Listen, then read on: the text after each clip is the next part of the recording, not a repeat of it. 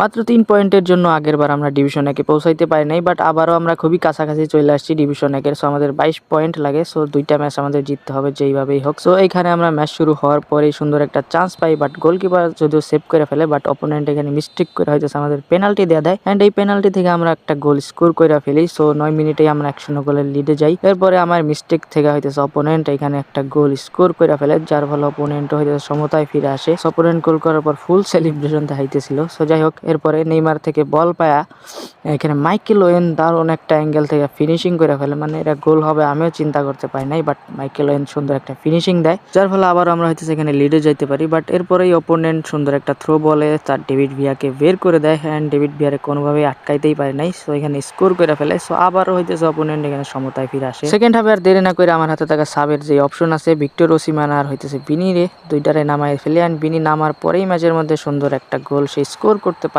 যার ফলে এই ম্যাচ আমরা জিতে যাই হইতেছে 3-2 গোল।